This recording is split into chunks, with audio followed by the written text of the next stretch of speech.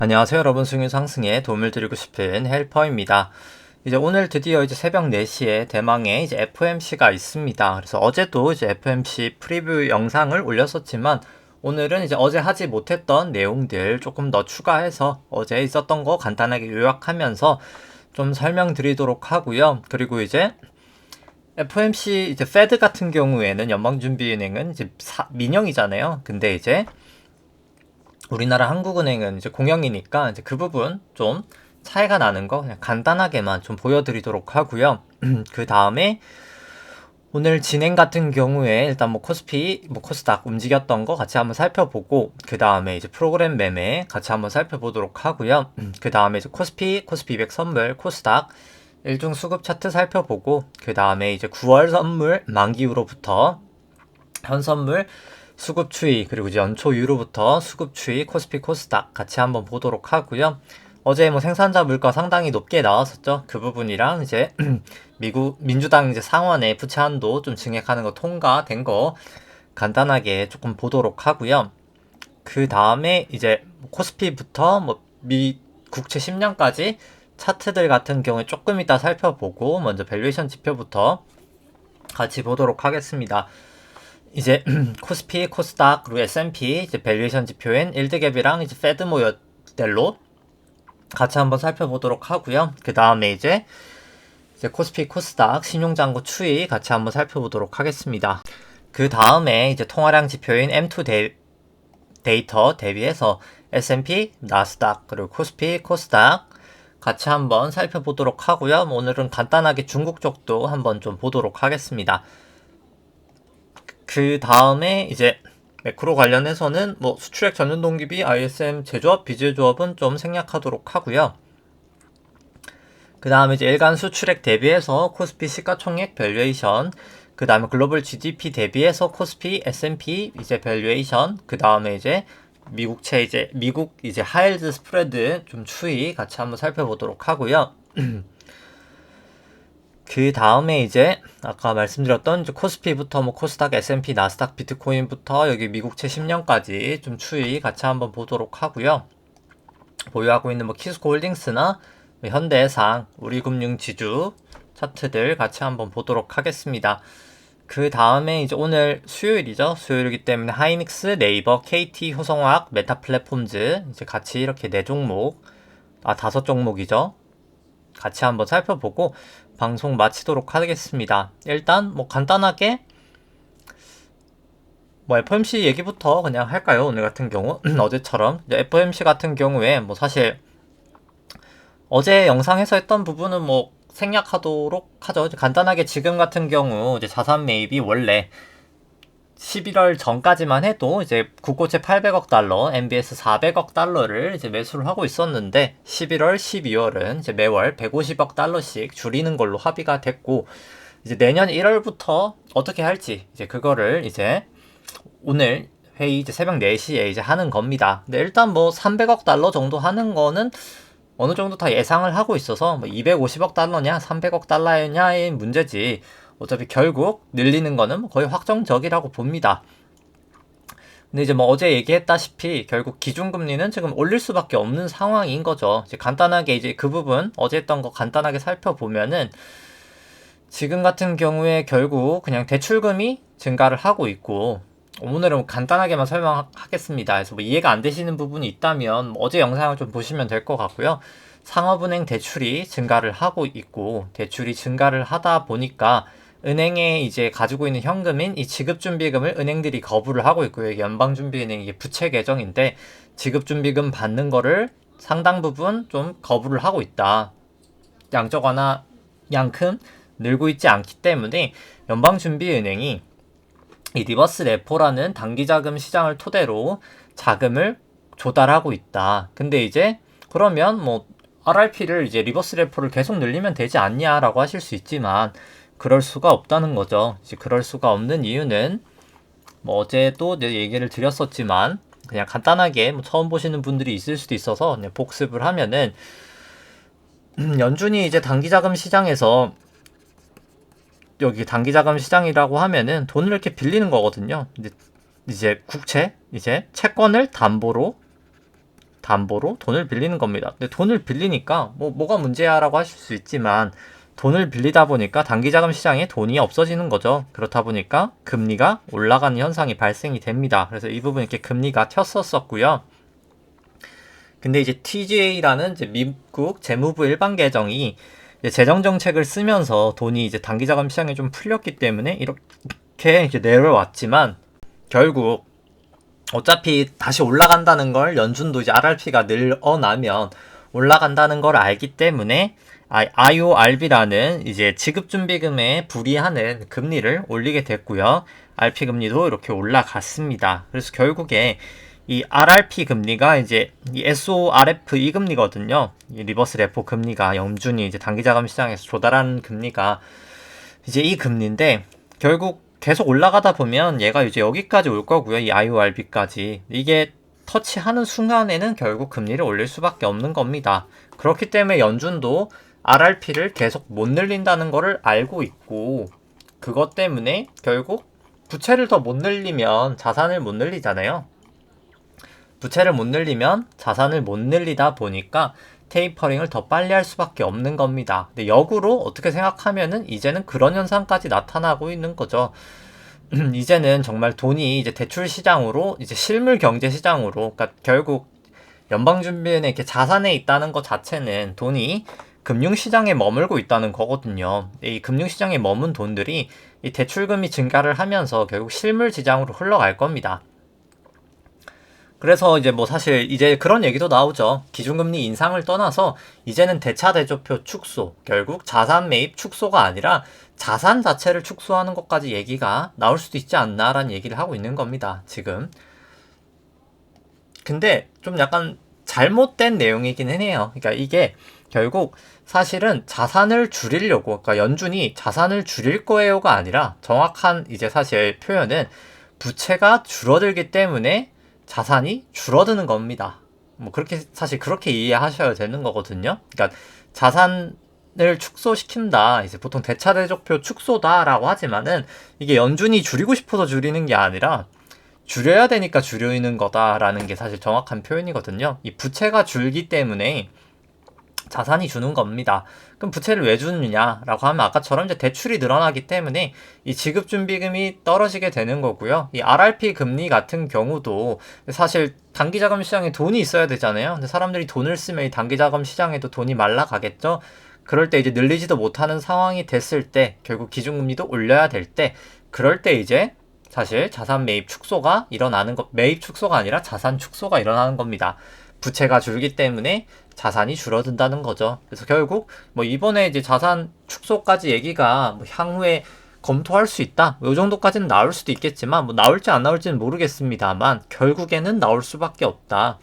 그리고 이제 금리도 결국엔 이 RRP 금리 때문에 이 RRP 때문에 올릴 수밖에 없다. 뭐 그렇게 생각을 하시면 됩니다. 따라서 언제 매파냐의 문제지 결국 매파적인 연준이 될 수밖에 없고 우리는 이제 그거를 미리 대응을 해놔야 된다. 그럼 뭐를 대응을 해놔야 될까라고 하면은 지금까지는 금융시장에 이렇게 돈이 엄청나게 많았었죠. 금융시장에 돈이 엄청나게 많았다 보니까 많았다는 게 이제 예금이 이렇게 많았다는 거죠. 상업은행 예금이 상업은행이 가지고 있는 현금이니까요. 대출에 비해서 엄청나게 예금이 많아서 금융시장에 돈이 그냥 넘쳐났었습니다. 돈이 넘쳐나다 보니까 금리가 낮아졌던 거죠. 75년 이제 대인플레이션이 발생하는 76년부터 80년까지 이제 그 직전에 이렇게 똑같은 현상이 발생을 했었고요. 그때랑 지금이랑 똑같은 점은 이렇게 실질 금리가 낮았었던 것뿐만 아니라 둘 다 이 거의 한 50년을 통틀어서 재정정책과 통화정책을 동시에 쓴 때가 딱 이 두 때밖에 없습니다. 지금과 딱 75년도 이때거든요. 모든 상황이 되게 유사하죠. 근데 이제 아무튼 그 얘기를 하려고 했던 건 아니고 결국 돈이 많아서 이 실질 금리가 상당히 낮았습니다. 근데 실질 금리는 이제 사실 되게 반복해서 말씀드리지만은 주가란 이제 수학 시간에 배우는 함수가 있겠죠. 이게 주가를 구성하는 어떻게 보면은 함수가 실적과 성장률.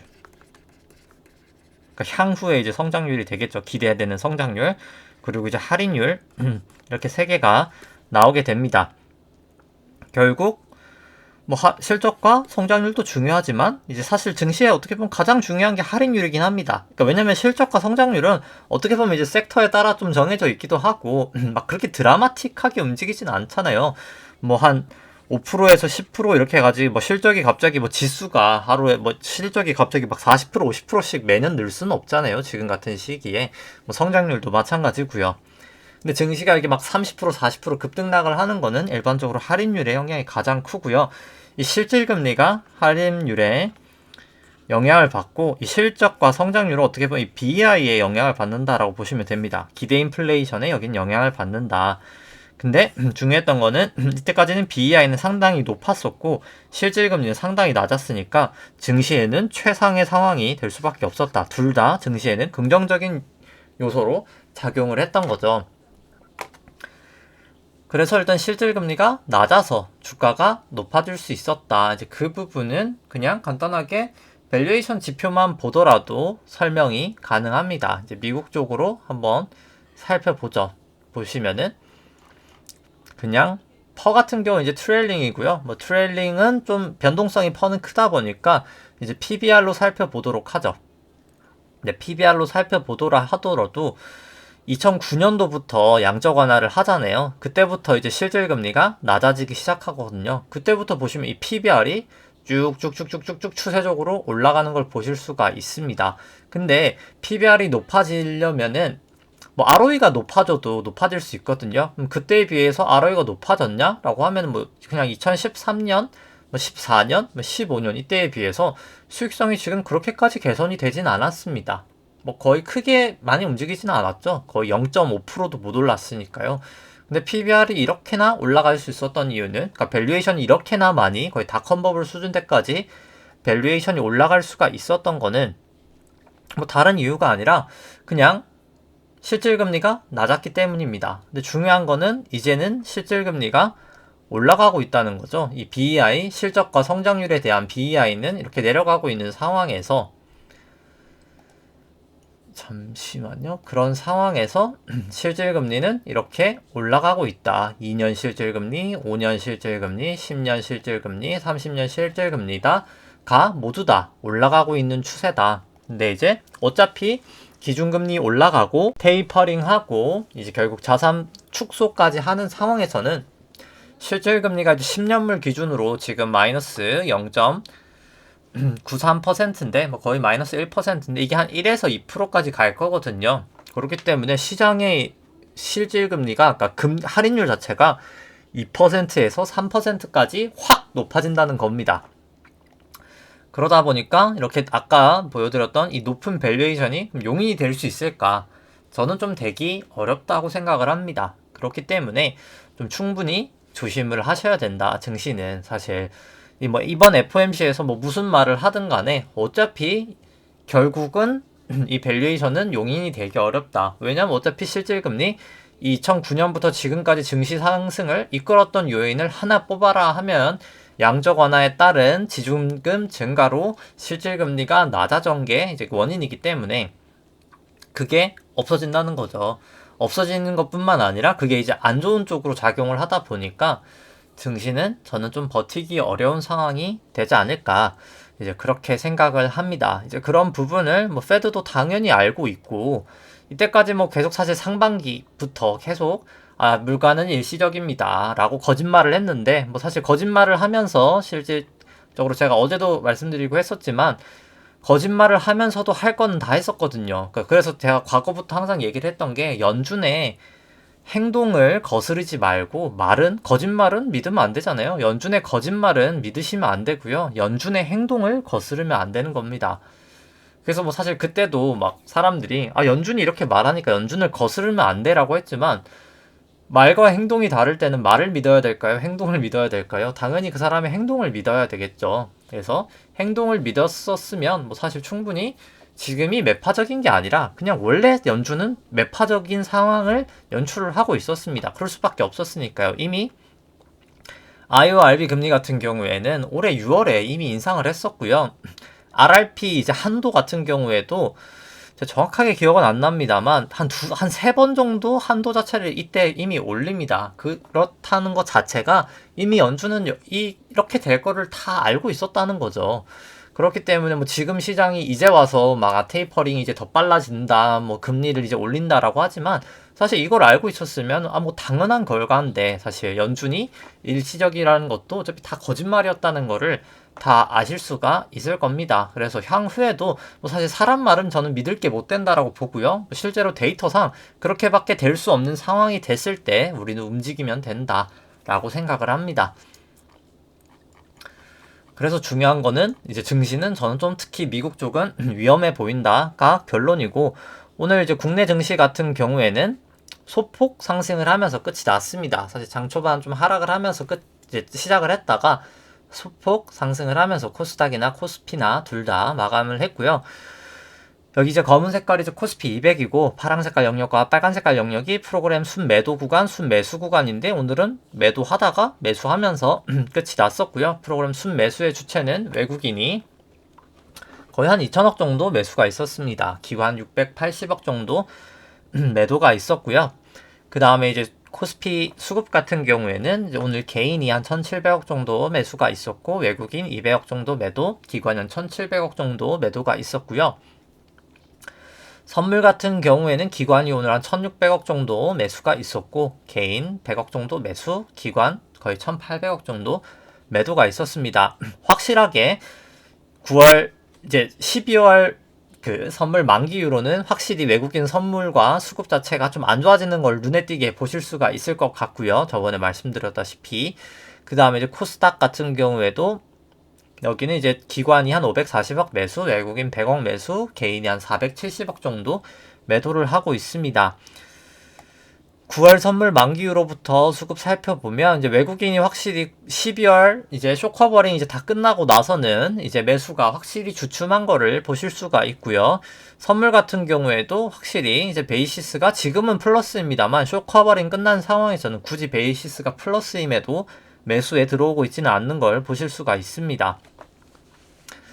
그 다음에 이제 누적 현물 같은 경우, 연초 유로 같은 경우에 이제 개인이 여전히 뭐 68조 저는 매수하고 있어서 뭐 수급은 상당히 좋지 않아 보인다라고 생각을 하고, 뭐 사실 개인 같은 경우 보시면 수급이 어마어마하게 많았었죠. 저는 정말 좋지 않아 보인다라고 사실 생각을 합니다.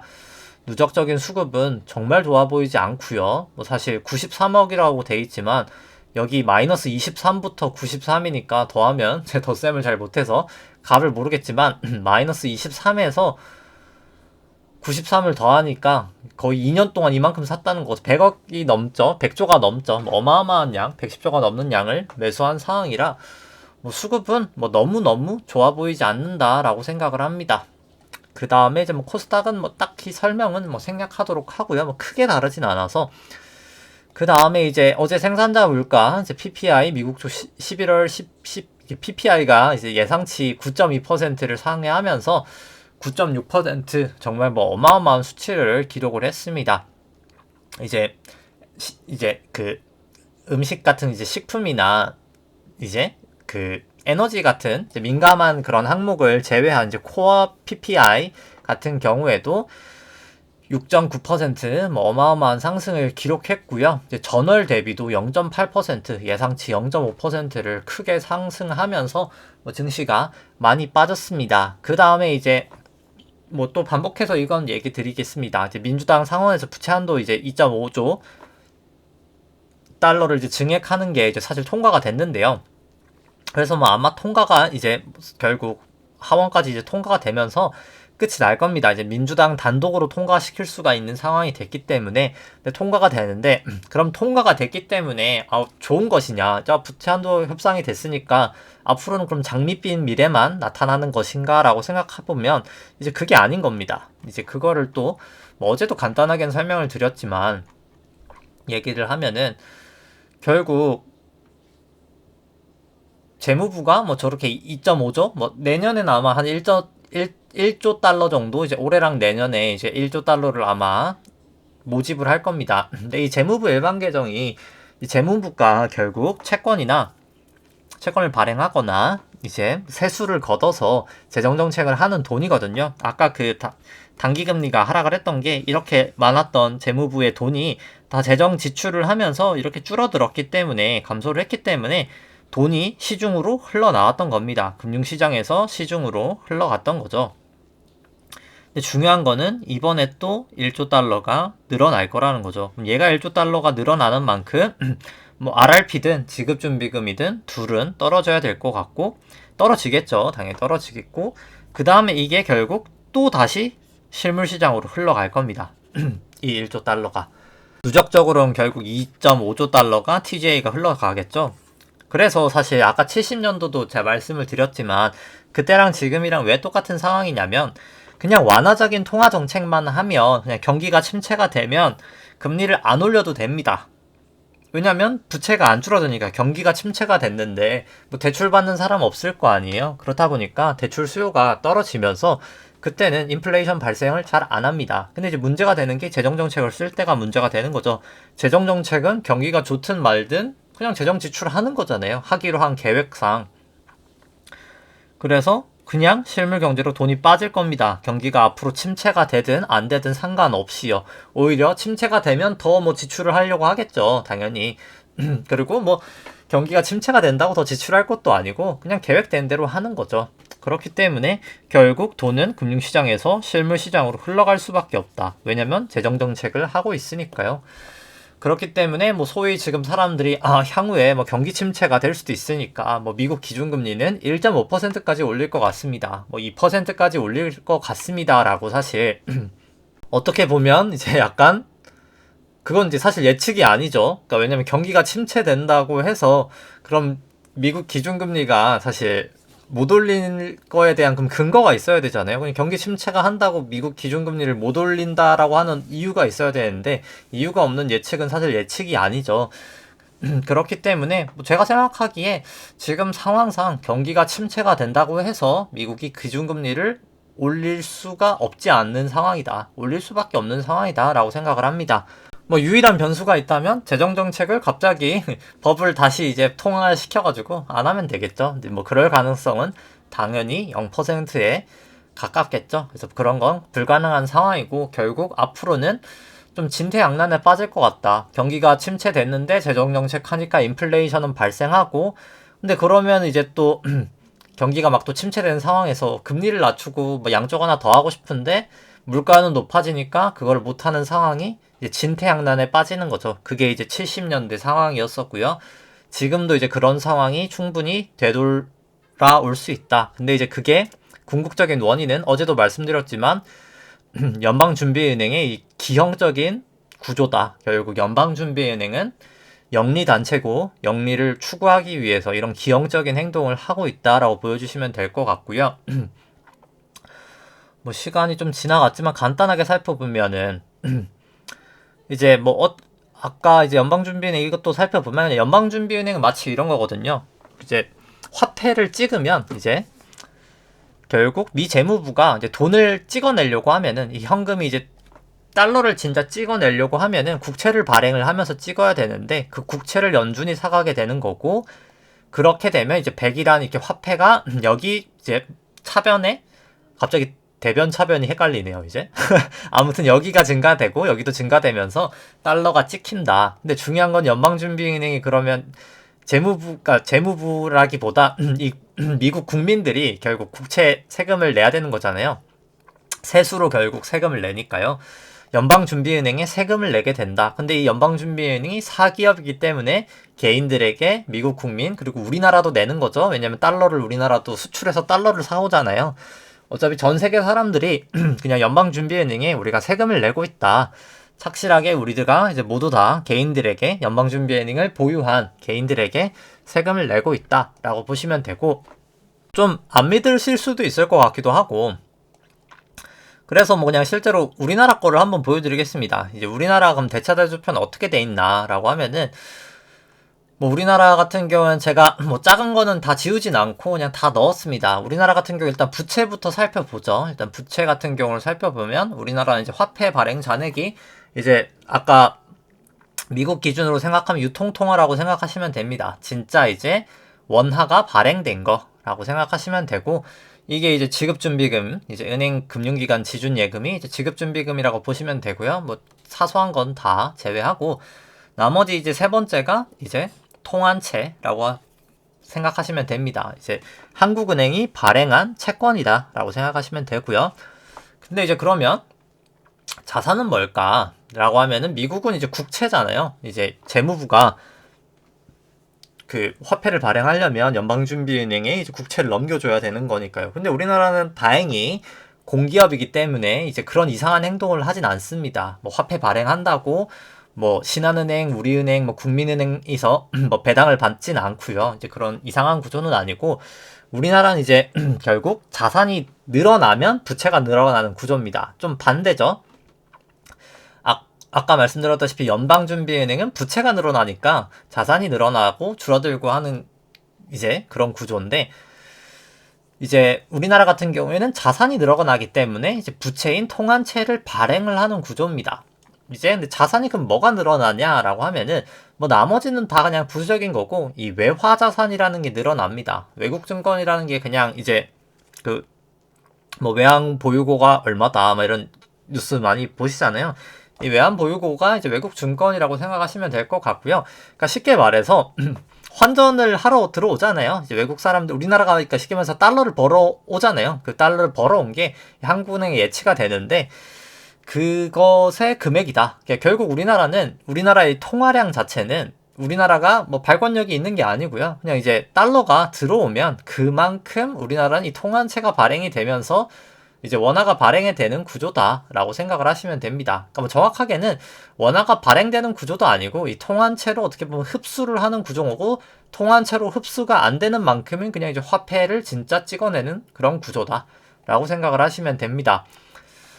그래서 뭐 보시면 완전 구조가 다르죠. 그래서 완전 구조가 다르고 우리나라는 이 외국 증권, 결국 달러를 가지고 있는 금액에 따라서 우리나라의 통화량이 증가가 된다 라고 보시면 될 것 같고, 여기서 갑자기 이렇게 내려갔던 거는 이제 환차선이 났던 거죠. 2008 금융위기 때. 그래서 이렇게 그때 한국은행이 되게 자본 손실이 많이 났었거든요. 당연히 이제 자산이 외국 증권, 이제 달러 표시된 자산을 들고 있는데 환율이 안 좋아지니까 당연히 손실이 날 수밖에 없었죠. 그래서 이것만 보시더라도 뭐 제가 이제 연방준비은행이 사기업이고 뭐 이제 좀 안 좋게 표현을 하지만 이제 그게 거짓말이 아닌 거를 좀 아실 수가 있지 않을까라고 생각을 하고요. 그 다음에 이제 일드갭부터 그럼 이제 살펴보면은, 밸류에이션 먼저 좀 살펴보면 보시면은 이제 파란 색깔이 코스피고요. 이 빨간 색깔이 이제 코스피 안에 있는 기대 수익률을 이제 국고채 10년 금리로 차감을 한 이제 일드갭이라고 합니다. 높을수록 저평가, 낮을수록 고평가고요. 뭐 지금 조금 높아지긴 했지만 뭐 여전히 밸류에이션 부담이 있는 영역이다라고 생각을 하고요. 이제 이거는 국채 금리로 나눈 이제 페드 모델이라고 합니다. 조금 더 이제 금리에 민감한 모델이고요. 뭐 둘 다 밸류에이션 부담은 있고, 좀 긴 시계열로 일드갭을 봤을 때는 막 엄청 비싼 것까지는 아니지만 좀 밸류에이션 부담이 있어 보인다라고 생각을 하고요. 근데 이제 페드 모형으로 봤을 때는 좀 금리가 그래도 많이 높아져서 조금 더 부담이 있는 상황이다라고 생각을 합니다. 그 다음 이제 뭐 코스닥도 마찬가지로 뭐 밸류에이션 부담이 있는 영역이다. 거의 2018년 정도 밸류에이션까지는 와 있는 것 같다라고 볼 수 있을 것 같고요. 그 다음에 이제 S&P랑 코스피 같이 돼 있는 걸 봤을 땐 좀 이격이 나고 있는데, 최근에는 저는 이제 뭐 미중 무역 분쟁 끝이 나고 있는 상황이고, 뭐 중국이 이제 거의 맛이 간 상황이거든요. 뭐 그렇기 때문에 충분히 이제 조금 떨어질 수 있지 않을까. 그러니까 미국이 저는 좀 떨어지면서 이 갭 메꾸기는 좀 되지 않을까 라고 생각을 하고요. 이제 코스피랑 S&P 이제 페드 모형을 살펴보면은 뭐 두 나라 다 금리가 조금 최근에 빠진 부분이 있어서 조금 올라가긴 했지만 절대적인 레벨 자체는 충분히 계속해서 좀 조심을 하셔야 될 구간이다 라고 생각을 합니다. 그 다음에 이제 신용잔고 추이 살펴보면은 코스피랑 이제 코스닥 일단 먼저 합산 신용잔고부터 살펴보면 뭐 소폭 증가를 하면서 거의 23조 한 1000억 정도 되고 있습니다. 그럼에도 근데 불구하고 사실 주 추세 자체는 보시면은 주 추세 자체는 결국 떨어지고 있는 추세거든요. 이 고점 치고 나서 떨어지고 있는 추세이기 때문에 상당히 저는 좋아 보이지 않는다. 뭐 그렇게 생각을 하고요. 신용장고를 코스피 시총으로 나눈 수치도 상당히 높은 수준에서 떨어지고 있는 추세라 좋아 보이지 않는다라고 생각을 합니다. 신용장고 증감 속도도 이렇게 떨어질 때가 다 안 좋은 상황이 펼쳐졌는데 뭐 이번에도 어김없이 하향 추세다라고 보여지고요. 뭐 코스닥은 뭐 설명을 좀 생략하도록 하겠습니다. 그 다음에 이제 M2 대비해서 밸류에이션 좀 살펴보면 잠시만요. 이제 S&P를 이제 통화량 지표인 M2로 나눈 지표고요. 높을수록 고평가, 이건 낮을수록 저평가입니다. 다 컨버블 이후로 최고치이기 때문에 충분히 조심하시는 게 필요하다. 코스피, 코스닥, 이제 S&P, 나스닥 둘 다 그렇게 생각을 하고요. 그 다음에 이제 코스피 같은 경우에도 2018년 정도 밸류에이션 치고 나서 빠지고 있어서 조심하셔야 될 것 같고, 뭐 코스닥도 마찬가지고요. 중국 쪽은 뭐 계속 조금 우려가 됩니다. 최근에 조금 지중금을 낮추면서 이제 M1 나누기 M2가 살짝 올라오긴 했습니다. M1 나누기 M2가 낮을수록 안 좋은 거거든요. 돈이 없다는 거거든요. 근데 이제 돈이 없다 보니까 증시가 가장 낮을 때 보면 증시 급락을 하잖아요. 이제 우리나라 같은 경우도 가장 낮을 때가 IMF 때였고 그 다음이 이제 2008년도였습니다. M1 나누기 M2가. 그래서 낮을수록 안 좋은 건데 뭐 이번에도 낮은데 뭐 그러면 이제 그냥 기준금리 낮추면서 계속 낮추면 되겠네 라고 생각하실 수도 있지만 그렇게 쉬운 상황은 아니거든요. 왜냐면은 물가가 너무 높기 때문입니다. 미국이 아니라 중국 생산자 물가가 지금 16%거든요. 근데 심지어 그것도 지금 돼지고기 가격이 조금 낮아지고 있는 사이클이라 중국은 돼지고기 가격이 상당히 물가에 중요하거든요. 생산자든 소비자든. 근데 그게 지금 빠지고 있는 사이클인데 머지않아 이제 좀 1년 내에 올라가는 사이클이 되거든요. 그랬을 때 물가는 인 거죠. 금리가 낮춰지는 거는 결국 물가가 낮을 때는 참 좋은 방법인데 물가가 좀 높은 상황에서 금리를 낮추자니 이제 완전 버블이 되면서 물가가 엄청 올라가서 경기가 안 좋아질 거고, 그러니까 물가가 안 좋아서 경기가 안 좋아진다 보다는 물가가 높아지니까 실질적인 경기가 안 좋은 거죠. 물가를 감안했을 때의 경기가 안 좋은 거죠. 그런 상황이 되고, 아니면 그렇다고 돈을 안 풀자니 기준금리를 안 내리자니 돈이 없어서 기업들이 부도가 나고 뭐 애매한 상황이죠. 근데 뭐 여기도 이제 참 공산당인 국가여가지고 어떤 정치적인 선택을 할지 모르겠지만 만약에 지급준비금을 계속 낮춰준다라고 하면은 정말 이제 버블이 날 것 같고요. 어마어마하게. 그러면 이제 사실 중국 쪽을 좀 들어가거나 중국 쪽 소비 수혜주에 조금 들어가도 되겠죠. 이제 그렇게 되거나 아니면 그냥 초장부터 이미 우리는 먼저 매를 맞겠습니다라고 하는, 사실 그게 저는 현명하다고 보는데 좀 그럼 크게 무너질 수 있습니다. 아예 버블이 오거나 크게 무너지거나 뭐 이건 이제 중국 정부의 사실 선택이라고 생각을 합니다. 그래서 사실 좀 지금은 이제 추세를 좀 봐야 될 때다. 위든 미치든 저는 좀 칠 거라고 중국 쪽은 생각을 하고요. 위로 가는 건 이제 그냥 버블이 된다라고 봅니다. 그 다음에 이제 일드갭이 아니라 이제 그 일간 시가총액이 아니라 이제 일간 수출액 대비해서 코스피 시가총액 살펴보면 과거 고점들 넘어갔다가 조금 내려와서 추세가 안 좋죠. 추세가 안 좋은 상황이고요. 그 다음에 이제 글로벌 GDP 대비해서 이제 코스피랑 S&P 밸류에이션 살펴보면 과거 이제 고점들 이미 다 넘은 상태입니다. 그래서 추세가 꺾인 건 아닌데 여기 이제 밸류에이션 부담이 둘 다 있어 보인다. 뭐 그렇게 생각을 하고요. 그 다음에 이제 하일드 스프레드 같은 경우에는 계속 좀 상승을 하면서 200이동 평균선 넘어 있습니다. 위험 회피 구간이다라고 생각을 하시고요. 하면 될 것 같고요.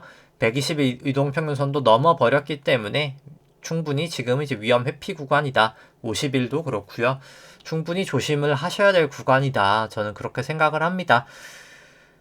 그 다음에 제가 생산자 물가 얘기 아까 했었죠. 이제 생산자 물가 얘기를 했었고, 그리고 이제 또 내일 저녁 9시 반에 이제 또 FOMC가 아니라 이제 ECB 유럽 중앙은행 또 회의도 있습니다. 이제 거기도 좀 상당히 중요할 것 같고, 그 부분은 뭐 어차피 뭐 모레 이제 좀 알 수 있지 않을까 생각을 하고, 뭐 코스피부터 좀 살펴보면 코스피는 그냥 코스피 200으로 살펴보도록 하겠습니다. 우리나라 같은 경우에는 이제 엘리어트 파동상 이제 1998년도 외환위기 저점부터 시작해서 닷컴 버블 때까지가 1파, 닷컴 버블 하락이 2파, 그 다음에 금융위기까지 상승이 3파, 금융위기 전까지 상승이 3파, 금융위기 하락이 부터 이제 지루했던 조정 장세가 4파, 그 다음 17년, 18년 상승이 5파로 1, 2, 3, 4, 5파가 끝이 나서 이게 큰 일이라고 보고요. 그 다음 미중 무역 분쟁 코로나까지 ABC로 빠지면서 큰 이도 완성이 됐다라고 봅니다. 지금이 이제 3-1파가 올라갔고 지금 3-2파다라고 보여지고요. 근데 중요한 건 사실 채널을 그어야 되거든요. 왜냐면 이제 엘리어트 파동이 그냥 마음만 먹으면 아무렇게나 그어놓고 아 그냥 파동이 됐다라고 생각할 수가 있어서 이렇게 채널링을 해서 이제 딱 다이고 빠진 걸 봤을 때가 아 3-1이 맞구나 뭐 이렇게 조금 확인할 수가 있고요. 일봉으로 확인을 하더라도 사실 채널링을 잘 하셔야 됩니다. 엘리어트 파동은 채널링을 안 하면은 뭐 사실 자기 마음대로 매고기 때문에 좀 조심하시는 게 필요할 것 같고 자기 마음대로 매기거나 마치 이런 거죠. 아 내려가면 내려가고 나서 내려갔습니다. 올라가고 나면 아 올라가고 나서 아 이렇게 했네요. 이렇게 하면 사실 뭐 사후적으로 알면 뭐 아무 의미가 없잖아요. 사실 사전적으로 알아야 되는 게 있기 때문에 그래서 사실 채널링은 계속해서 내가 지금 맞게 가고 있는지 틀리고 가고 있는지를 체크해주고 실제로 어디까지 올라가고 어디까지 내려갈지 아는 좀 체크 도구다라고 생각하시면 됩니다. 그래서 여기 1, 2, 3 여기가 4였었고 여기도 똑같이 이제 채널링을 해보면 좀 다시 정확하게 그어보면 여기 저점하고 2파랑 4파 저점을 그어서 이제 3파 고점에다 올려놓으면 채널링을 할 수 있는데요. 여기 이제 고점하고 고점은 딱 잘 닿였었죠. 그래서 채널은 유효했었다라고 보여지고 여기 5파 고점을 치고 나서 깨질 때 매도할 수 있었고요. 2파랑 4파 깨질 때 두 번의 매도 기회는 있었습니다. 그 다음에 이제 A파로 내려왔고 그 다음 B파 올라갔고 C파로 여기까지 떨어지면서 큰 A가 완성이 되었다라고 보고요. 여기 같은 경우에도 이제 5파랑 B파 고점을 그어가지고 똑같이 이제 A파 저점에다가 올려놓으면은 채널링을 할 수 있는데 여기도 저점 닿여 있었고요. 여기 C가 여기를 하회할 때 아 이제 C가 거의 끝이 난구나 라고 알 수 있었고 재차 다시 넘어갔을 때 아 C가 끝이 났구나 라고 이제 요건 사후적이지만 뭐 그렇게 늦은 사후적인 게 아니죠. 이렇게 좀 알 수 있었습니다. 그 다음에 이제 또 4랑 A랑 채널을 그어보면 이제 또 채널이 여기서 또 한번 깨졌죠. 그래서 아마도 저는 여기가 A, B, C로 작은 A, 여기가 B, 지금이 아마 C가 거의 끝이 나지 않았나 라고 생각을 합니다. 근데 뭐 B파는 사실 딱 어떻게 하기가 되게 애매하긴 하거든요. 그래서 뭐 사실 가장 정확한 거는 그냥 여기를 다시 한번 깨면은 저는 하락 추세다라고 봅니다.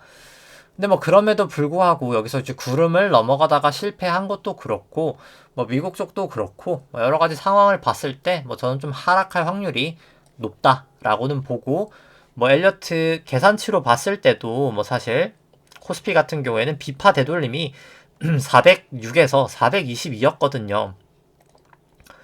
근데 뭐 거의 403 정도 찍지 않았나요?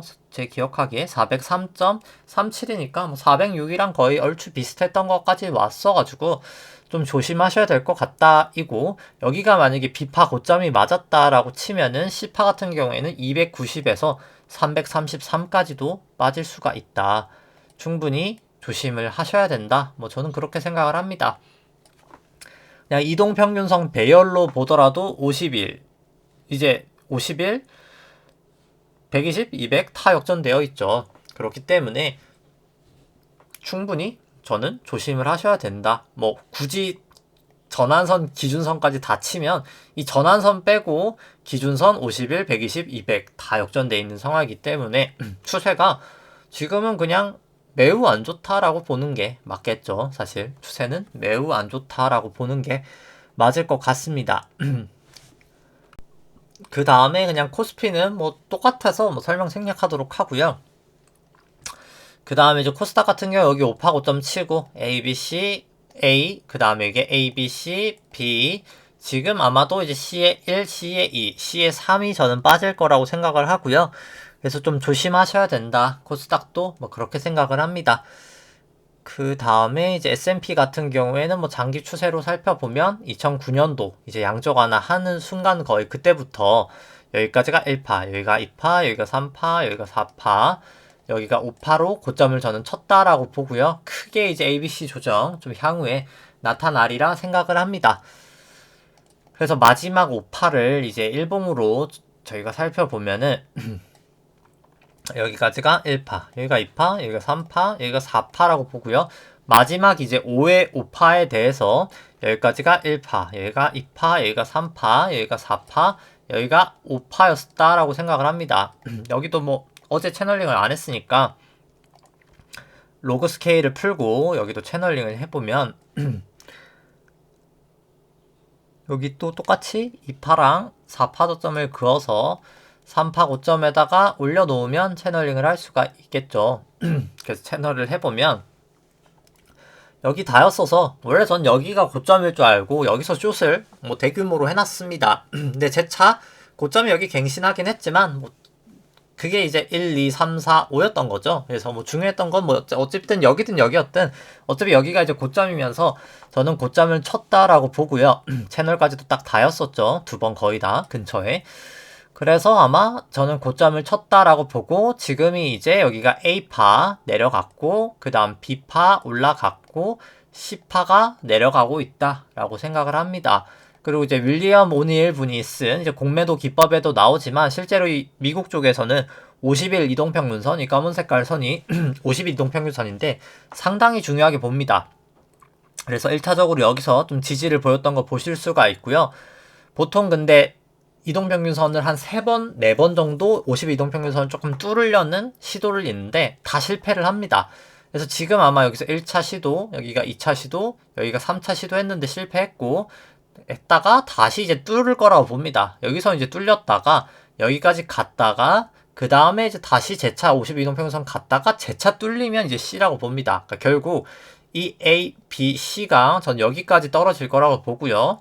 그 다음에 이제 B가 올라갔다가 그 다음에 이제 C가 크게 빠진다고 봅니다. 근데 이제 그게 뭐 일단 120분봉으로 살펴보더라도 본다 하더라도 여기가 A, B, C로 A 고점 치고 여기가 고점 치고 A, B, C, A, B 그 다음에 여기가 1, 2, 3, 4, 5로 그 다음에 이제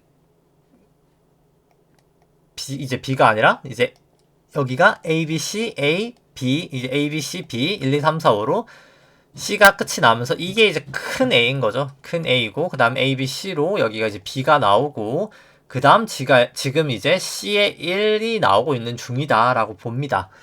근데 이건 이제 현물로 살펴보면 조금 더 명확하게 보이는데요. 이제 마지막 C에 대해서 여기가 C의 1, 2, 3, 4, 5로 저는 오늘 좀 크게 빠질 거라고 봅니다. 그 다음에 이제 또 반등을 하겠죠. 결국 뭐 좀 길게 보면은 그러니까 지금까지 내려갔던 게 이제 A, B, C로 큰 A 나오고 B 큰 B 나오고 1이 한 번 더 빠졌다가 2 올라갔다가 3 빠졌다가 뭐 4 올라갔다가 5 빠졌다가 뭐 이런 식으로 저는 빠지지 않을까. 근데 실제로 여기가 아니라 일봉상 여기 200 이동평균선까지 좀 빠지지 않을까. 왜냐면 여기 A, B까지 입력해놓고 C 계산치를 살펴본다라고 하면은 S&P 같은 경우에 C가 4,300에서 뭐 4,500 정도 사이거든요. 근데 아마 저는 여기 이 200일 이동평균선 부근이지 않을까. 보통 일반적으로 거기까지 빠지거든요. 그래서 여기까지 빠졌다가 이제 다시 반등할 가능성이 B파 반등, 이제 큰 B가 나오겠죠. 그 가능성이 조금 크다라고 봅니다. 뭐 S&P가 아니라 이제 나스닥도 똑같고요. 그리고 이제 사실 여기서 이제 고점을 갱신을 하잖아요. 근데 보시면은 이제 보조지표로 보시면은 다이버전스가 계속 발생을 합니다. 주가는 올라갔는데 보조지표는 내려가는 거죠. 근데 보통 이게 이때 보조지표 방향이 맞고요. 그래서 추세 자체는 이미 지금 떨어지는 추세를 보조지표로도 알 수 있고, 증시가 이렇게 떨어질 때 거래량은 급증하고 반등할 때 거래량은 떨어지고 재차 증시가 떨어질 때 거래량 올라가는 걸 보실 수가 있습니다. 딱 천장의 패턴이죠. 그렇기 때문에 정말 저는 좀 조심하셔야 된다. 나스닥으로 보면 52동평균선 더 정확하게 나오는데 여기 1차적으로 지지 한번 보였다가 2차 어제 지지를 한번 보였다가 오늘 저는 무너지리라 보고요.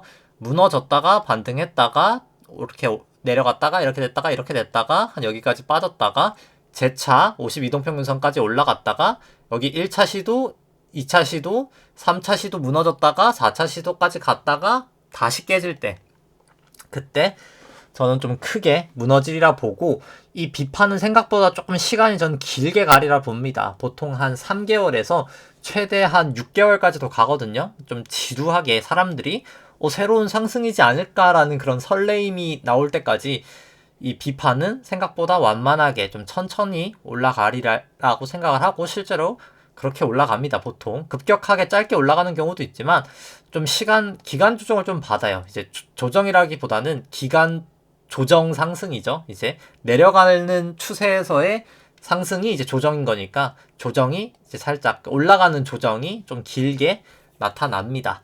그렇게 될 것 같고요. 그 다음 이제 비트코인 같은 경우는 뭐 장기 추세 같은 경우는 뭐 사실 비슷하고요. 사실 그 나스닥이랑 여기 1파, 2파, 3파, 4파 치고 나서 5의 1이냐 여기가 이제 5의 1이냐 5냐의 문제인데 여기가 이제 마지막 파동 1, 2, 3, 4, 5로 해서 여기가 5가 끝이 났냐 그래서 크게 빠지냐 아니면 이제 5의 1이어서 2가 나오고 더 크게 올라가냐의 문제인데 그냥 결국 간단하게 저는 여기 전고점 넘지 않는 이상 뭐 매수를 하지 않는 게 맞다라고 보고 이미 120, 200일 이동평균선 다 깨진 상황이라 추세도 좋지 않아 보이고 결국 여기도 할인율 영향을 받을 거기 때문에 실질금리 올라갈 때 뭐 그렇게 긍정적인 효과를 누리기는 좀 어렵지 않을까 생각을 합니다. 그 다음에 이제 코스피 안에 있는 내재 변동성 같은 경우에 뭐 소폭 상승하면서 끝이 났지만 결국 구름대 사실 근처에 계속해서 있죠. 조심하시는 게 필요하다. 26일 후행스팬도 호전되어 있고 계속 좀 주의를 해야 될 구간이다 생각이 되고 필라델피아 반도체 지수 같은 경우에 전환선 기준선 역전이 되고 26일 후행스팬도 이제 곧 역전될 수 있어서 이제는 정말 조심하셔야 될 것 같고요. 뭐 니케이 같은 경우도 여기 이제 5파 고점 치고 A, B, C로 저는 더 빠진다라고 봅니다. 추세는 좋아 보이지 않고요. 뭐 유로스톡스도 마찬가지로 5파 고점 치고 A, B, C로 하락하리라. 이제 구름대도 여기는 하회를 했죠. 상당히 좋아 보이지 않는 추세다 라고 보여지고요. 뭐 항생도 다 하회하고 있기 때문에 추세가 좋아 보이지 않습니다. 그 다음 상해 종합은 그나마 나은 추세긴 합니다만 뭐 중국적은 저는 조금 더 지켜봐야 되지 않을까 생각을 하고요. 달러 인덱스 같은 경우 볼린저 밴드 상당히 모여 있어서 저는 곧 위든 미치든 튈 것 같고 조금 위로 튈 가능성이 조금 더 높아 보이지만 화는 참 어려운 것 같다. 그래서 딱 섣불리 예측하긴 힘들지만 그냥 결국 위든 미치든 튈 것 같다인 것 같고요. 달러 인덱스도 이제 기준선까지 올라왔고 26일도 호전돼서 일단 추세상은 상방으로 보는 게 더 맞지 않을까 생각을 하고요.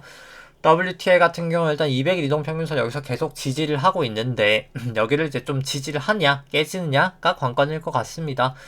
금 같은 경우에 실질금리 상승을 하면서 빠졌었고요. 결국 실질금리랑 반대로 움직여서 실질금리 계속 올라갈 거라고 보고요. 1에서 2까지 그때까지는 좀 조정을 보이는데 그때부터 조금 저는 사야 되지 않을까 생각을 하고 우리나라 국구채 10년물 같은 경우에는 여기서 1, 2, 3, 4, 5 고점을 쳤죠. 고점 치고 나서 지금 빠지고 있는 거고요.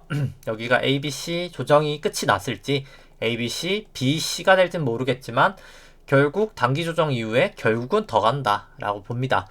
뭐 미국채 금리도 조정을 보이지만 결국은 여기도 전고점 넘어서 저는 더 간다라고 보고요. 이제 다만 추세가 안 좋은 건 또 사실이긴 하고요. 미국채는 아직까지는. 그 다음에 이제 뭐 키스코홀딩스 일단 뭐 지금 크게 뭐 움직임은 없습니다. 이제 1차적으로 전환선은 힘들게 넘어왔는데 9일 횡스팬도 그렇고 기준선하고 26일 횡스팬을 돌파를 해야 되는데 근데 문제는 일단 증시가 조금 안 좋아서 미리 떨어지긴 했는데 조금 이제 거기에 영향을 받냐 안 받냐가 중요할 것 같은데 근데 일단 뭐 증시보다도 더 중요한 건 여기 주주환원 정책이죠. 일단 뭐 현재 주가는 한 15,000원 정도 되고 뭐 나머지 실적 전망치 이 정도 된다고 쳤을 때 밸류에이션상 내재 가치는 한 7만원까지도 사실 있는 회사입니다. 근데 여기가 뭐 이렇게 못 올라가고 있는 거는 현금만 4,800억이고 시초군 2,800억인데 왜 못 올라가냐라고 하면 주주환원 정책이 없는 거죠. 근데 결국 대주주가 뭐 늦어도 내년까지는 어차피 내년에 이제 상속세 다 완납하는 날이니까 늦어도 뭐 내년까지는 어차피 주식담보대출 받은 거 400억 있으니까 이자율 3%만 해도 연은 지금 이자 내는 게 12억씩 내는 거잖아요. 어차피 그거 아직 안 갚은 상황에서 어차피 그 400억 갚으려면 회사에서 돈을 빼기는 해야 됩니다. 그러니까 시간의 어제 문제라고 보고요. 그 400억 빼려면 어차피 유상 감자를 하던 아니면 이제 자사주 소각 매입했던 거 소각하고 뭐 무상증자 같은 거를 하면서 주가 부스팅을 조금 시킨 다음에 이제 주식을 매각을 하든 아니면 남은 거 이제 물납을 하던 이제 뭐 그런 방식을 좀 하지 않을까라고 생각을 합니다. 근데 이제 그 주주 환원 정책 하기 전까지는 조금 힘이 떨어질 수 있다. 근데 그나마 외국인 수급이 요즘 좀 들어오기 때문에 조금 버티고 있다라고 보시면 될 것 같고요. 그 다음에 그리고 이제 나스닥 같은 경우도 그렇고 S&P도 그렇고 뭐 이제 개인적으로 아까 자세히는 안 보여드렸었는데 여기가 이제 지금 이미 C의 마지막 5가 시작되고 있다라고 봅니다. 이제 여기가 C로 치면은 1, 2, 3, 4 하고 나서 이제 마지막 5가 이제 똑같이 여기서 보시면은 1, 2, 3, 4, 5로 시작되고 있다라고 보고요. 이게 5의 작은 1이 되겠죠? 1, 2, 3, 4, 5로 아마 나올 것 같고요. 그 다음 2 나오고 3 나오고 4 나오고 5 나오고 뭐 이런 식으로 빠지고 아마 또 반등을 하지 않을까 이제 그렇게 생각을 합니다. 그 다음에 이제 현대해상 살펴보면은 현대해상 그나마 이제 드디어 오랜만에 얼마만인지 모르겠네요. 이제 10월 28일 이후로 처음이네요. 기준선을 드디어 넘었고 뭐 이런 걸 봤을 때는 그럼 진짜 그냥 국고채 금리가 이제 ABC로 끝이 났을 수도 있다라는 생각도 들기는 합니다. 근데 중요한 건 일단 뭐 기준선을 일단 넘었었고 이제 넘었고 이제 남은 건 그럼 이제 26일 프랭스팬 넘어서고 구름대를 넘어서자. 근데 여기도 이제 결국 구주봉으로 봤을 때는 저는 뭐 중기적인 추세는 충분히 더 올라갈 수 있는 주식이다. 중기적으로는 뭐 그렇게 생각을 하고 뭐 말씀드리지만 저는 뭐 사실 지금 파생이 제 메인 포지션이어서 파생 숏이 이제 선물 숏이랑 옵션 이제 풋옵션 매수한 게 제 메인 포지션이라 어차피 그거를 해지하기 위해서 오히려 사실 주식을 들고 있는 거거든요. 그래서 뭐 일단 뭐 떨어질 때도 그래서 뭐 그냥 상관없이 어차피 그냥 들고 있었던 상황인데 어차피 됐든 간에 여기는 그냥 길게 제가 생각하는 뷰대로 갔을 때 좋은 주식이다. 이제 실질금리 올라갈 때 좋은 주식이다라고 보시면 될 것 같고요. 여기도 이제 기대 수익률 같은 경우에는 여기도 상당히 높죠. 기대 수익률 상당히 뭐 거의 23% 가까이 되기 때문에 22.5% 되기 때문에 뭐 상당히 저평가되어 있다라고 생각이 되고요. 우리 금융지주 같은 경우에도 외국인 수급이 워낙 좋기 때문에 21길 프랭스팬 호전됐고 뭐 구름대 다시 넘어섰고 뭐 상당히 여기도 추세가 좋아 보인다. 뭐 좀 금리는 아무래도 이제는 좀 더 치울 수 있는 것도 아닌가? 이 주식 차트를 봤을 때 뭐 그렇게도 생각이 되네요. 그 다음에 생각보다 금리가 이제 급등할 수 있는 가능성이 생각보다 이제 차트로 봐도 열려 있는 거죠. 우리나라 국고채 10년도 이게 ABC가 거의 끝나간 거잖아요. 이제 이게 B가 와서 반등을 할지 아니면 ABC 끝나고 이제 새로운 상승 파동일지는 모르겠지만 어차피 B는 나올 때는 된 겁니다. 적어도 B라도 나올 때는 된 거죠. 그리고 이제 뭐 우리 금융지주 같은 경우도 결국 밸류에이션상 충분히 가격 메리트는 있다. 충분히 저렴한 회사다 생각이 되고요.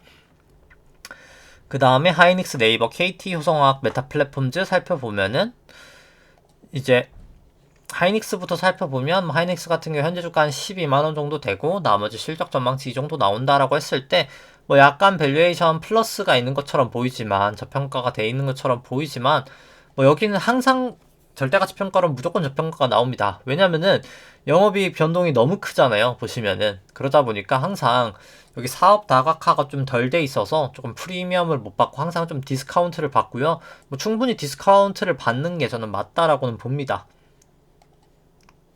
그러니까 뭐 예를 들어서 뭐 가장이 월급을 매달 뭐 1,000만원씩 받아오는 거랑 뭐 100만원 받았다가 뭐 1,000만원 받았다가 뭐 어떨 땐 2,000만원 받았다가 못 벌었다가 아니 막 마이너스가 났다가 이런 거보다는 그냥 꾸준히 1,000만원 받는 게 더 낫잖아요. 이제 합산이 똑같다라고 치면은 이제 그런 상황이다라고 생각하시면 될 것 같고요. 그 다음에 이제 하이닉스 같은 경우에 상대가치 평가를 봤을 때, 뭐 여기는 과거에 한 10% 정도 됐을 때 조정을 보였었는데, 뭐 이번에도 똑같이 한 10.5에서 좀 조정이 나타났었고요. 과거에 조정이 사실 날 때, 이제 저점까지 갈 때 기대 수익률 20%도 넘었었기 때문에 지금 아직 14% 수준이 바닥인가에 대해서는 아직은 좀 물음표다라고 생각을 합니다. 그래서 뭐 섣불리 전 들어가기엔 조금 부담스럽지 않나. 뭐 지금 당장 뭐 그렇게 저평가가 되어 있는 것 같지는 않다. 이고 여기도 그냥 5파고점 치고 A, B, C 정도로 저는 빠질 가능성이 더 높아 보인다. 라고 생각을 합니다. 그리고 설사 여기가 상승 파동이라 하더라도 뭐 그렇게 가격적인 메리트가 있진 않아서 손이 가진 않는다 인 것 같고요. 네이버 같은 경우에 현재 주가 뭐 거의 39만원 정도 되고 나머지 실적 전망치 이 정도다라고 했을 때 뭐 저는 밸류에이션 부담 있어 보인다라고 생각을 하고요. 그 다음에 이제 네이버 상대가치 평가를 봐도 낮은 편이라 밸류에이션 부담 있어 보입니다. 그 다음에 이제 차트를 보더라도 뭐 네이버 같은 경우도 결국 여기 5파5점 치고 뭐 A, B, C로 결국은 빠질 것 같고요. 뭐 단기 반등은 있을 수도 있겠지만 추세가 그렇게 좋아 보이지는 않습니다. 그 다음에 이제 KT 같은 경우에는 현재 주가 31,000원 정도 되고요. 나머지 실적 전망치 이 정도 나온다라고 했을 때 뭐 여기는 이제 장치 산업이라 림보다는 사실 FCF로 보시는 게 맞고요. 뭐 저는 밸류에이션 부담은 거의 없고 사실 여기는 충분히 꽤나 많이 저평가가 되어 있는 회사다라고 생각을 합니다. 뭐 충분히 저는 좋은 회사다. 저도 개인적으로 좀 계속 관심을 가지고 있어서 매수하려고 하는 회사고요. 상대가치 평가를 보더라도 이제 과거에는 이렇게 낮아졌던 게 ROE 수익성이 낮아졌기 때문인데 이제 업사이클이거든요. 수익성 개선되는 업사이클이기 때문에 충분히 저는 계속해서 좀 올라갈 수 있는 레벨이다 라고 생각을 합니다. 저는 좀 긍정적으로 보고요. 그 다음에 효성화학 살펴보면 현재 주가 31만원 정도 되고요.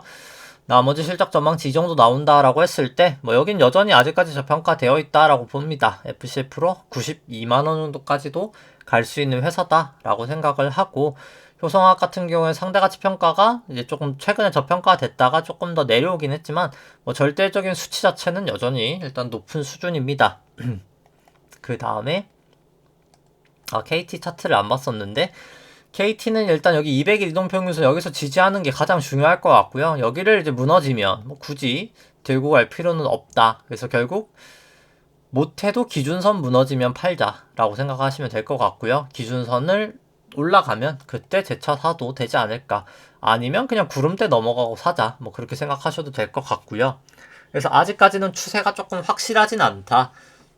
추세에 조금 갈림길에 있다라고 보여지고 효성화학 같은 경우도 조금 그렇다고 볼 수 있죠. 왜냐면은 이왕 여기 기준선 넘어갈 때 못 샀다라고 하면은 구름대를 지금 못 넘었잖아요. 그래서 굳이 구름대를 못 넘고 사기보다는 그냥 차라리 넘고 사자. 어차피 이때 200일 이동평균선도 지나가는 상황에서 이거를 확실히 넘어가는 걸 보고 사는 게 저는 차라리 맞다 라고 생각을 합니다. 지금은 조금 애매하다 오히려 사기는.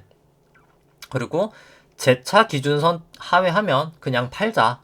재차 상회할 때 다시 사더라도 내려갈 때 팔자. 왜냐면 최악의 경우 밸류에이션은 싸지만 그냥 O 나오고 A 나오고 이게 B, C일 가능성도 100% 배제는 못하기 때문에 지금같이 증시가 분위기가 안 좋은 상황에서는 그냥 기준선 뚫리면 팔아버리자 라고 생각을 합니다. 그 다음에 이제 메타 플랫폼즈 페이스북이죠. 살펴보면은 여기도 결국 5파 고점 치고 A 나오고 결국 B 나오고 저는 C로 더 빠진다라고 봅니다. 그래서 추세가 좋지 않다. 뭐 저는 결국 뭐 단기 반등은 있을 수 있겠으나 충분히 좋아 보이지 않는다. 뭐 정확하게는 여기가 이제 B고 사실 A, B 아마 C에 1, 2, 3, 4, 5 이렇게 빠지지 않을까. 충분히 좋지 않은 상황이다. 이제 그렇게 생각을 합니다. 그래서 뭐 아마 내일 저희가 자고 일어나면 이제 FOMC가 결과가 나올 텐데 뭐 한번 뉴스 나오는 거나 뭐 리포트들 한번 좀 꼼꼼하게 잘 읽어보시고 대응하시는 걸 추천을 드리고, 왜냐면 새벽 4시에 발표되니까 일어나셔서 장 시작 전에 이미 다 얘기가 나올 거긴 하거든요. 근데 어떤 발표가 나오든 사실 어차피 연준은 매파가 될 수밖에 없다는 건 좀 염두를 해두시고 지금 다가오는 계속 장들을 좀 대응하시면 좋지 않을까 생각을 하면서 네, 오늘 방송 여기까지 하도록 하겠습니다. 네, 좋아요와 구독 누르시면 감사하겠습니다. 이상입니다.